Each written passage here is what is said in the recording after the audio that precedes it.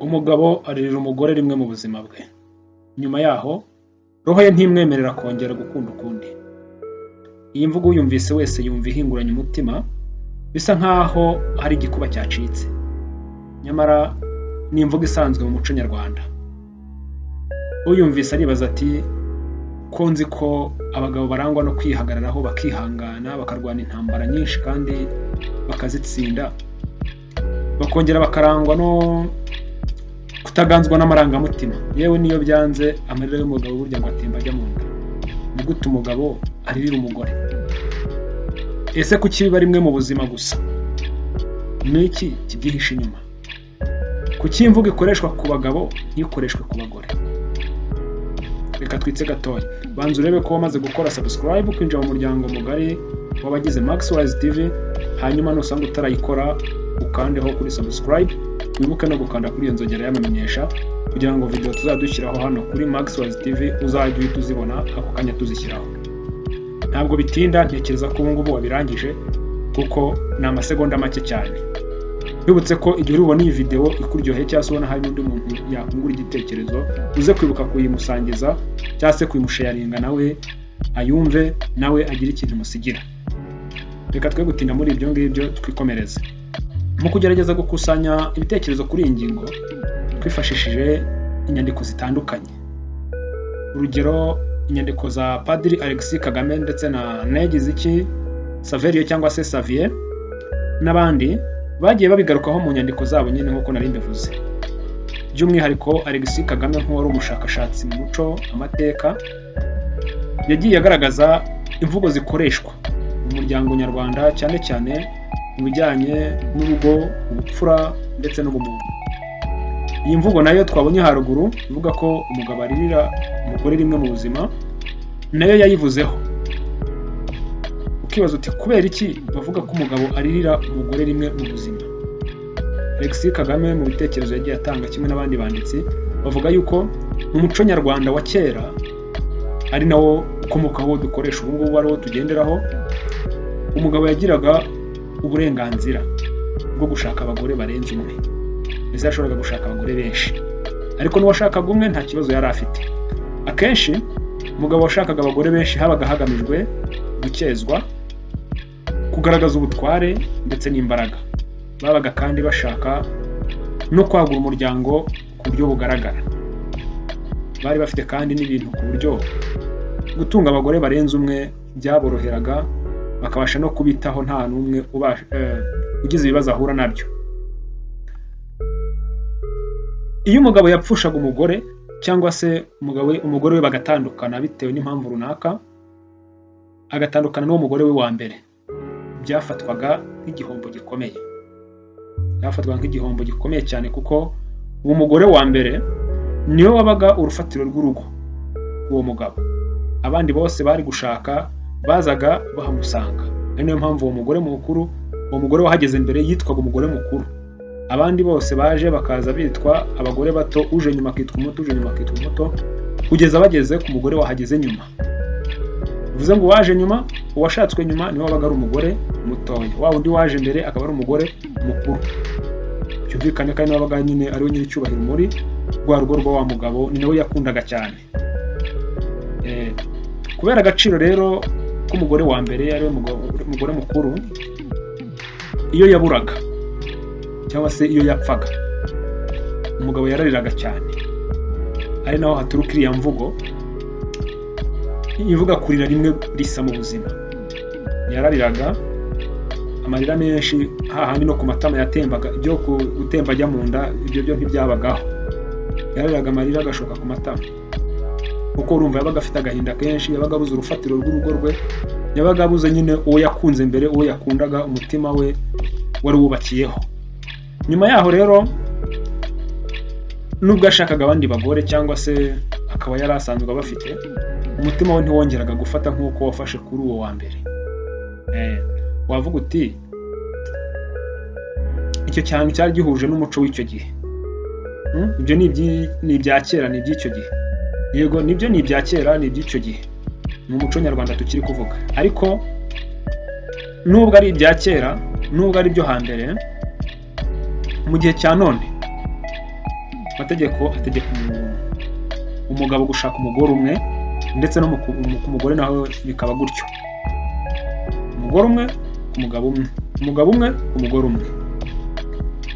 Gusa ku rundi ruhande nubwo ari uko bimeze, nta tegeko na rimwe ribuza umuntu kuba yashaka undi mukunzi cyangwa se kuba yashaka undi babana igihe yari afite atagihari, igihe yapfuye.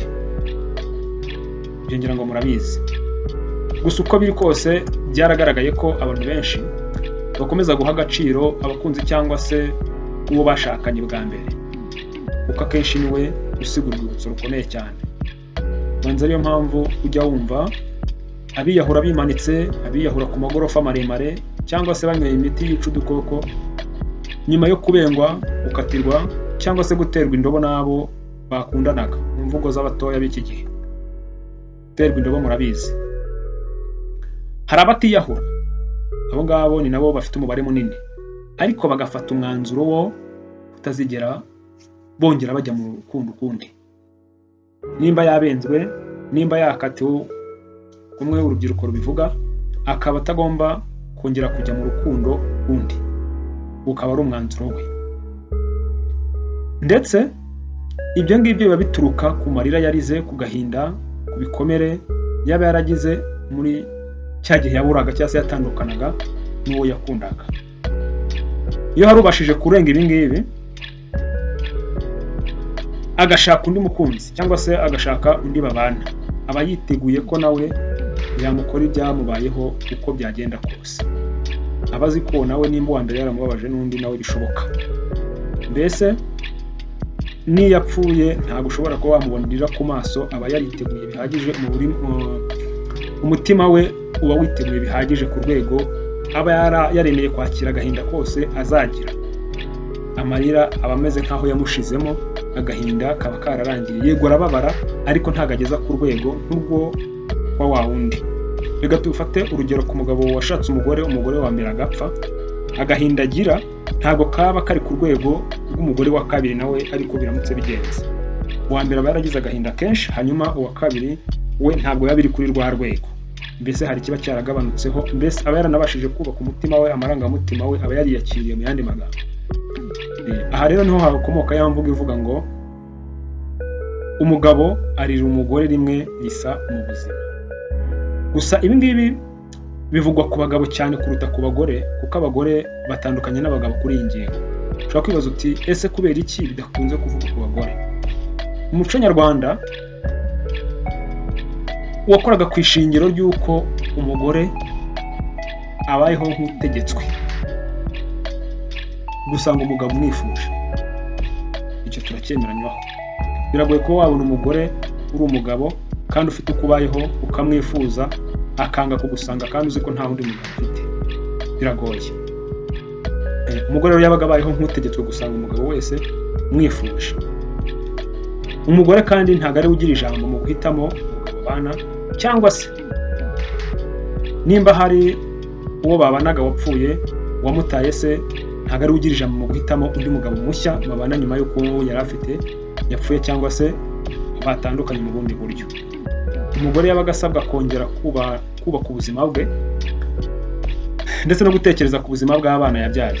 Bityo umugabo wemeye kumurerera abana akaba ari gufatwa nk'uw'ingenzi kuri we ndetse no ku bana be, yewe akaba ashobora no kuba yamwibagiza uwa mbere, akibagirwa ko hari uwa mbere waba barigeze bahura.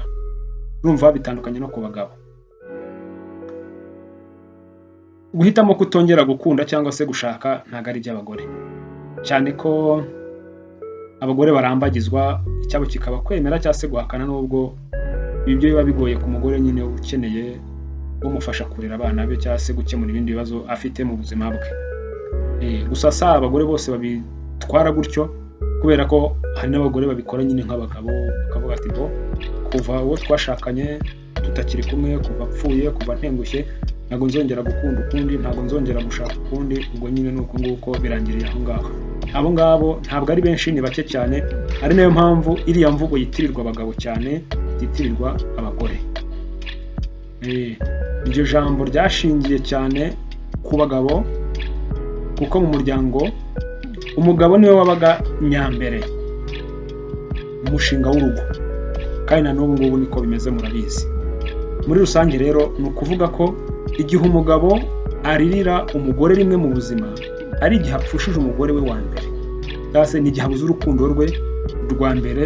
Nyuma yaho mu mutima we haba harimo icyuho kituzura, bityo akagira isura yo kudashobora kongera gukunda by'ukuri nk'uko yari yarabikoze mbere. Ndagushimiye rero tugeranye ahangaha, ni ibintu nabateguriye. Ahasigaye nimba iyi video wumva hari ikintu usigiye, uyisharinge, uyisangize abandi bayumve, hanyuma urarikira kuzabana natwe muri video zitaha. Iyi ngiyi ni Maxwise TV. Ciao ciao.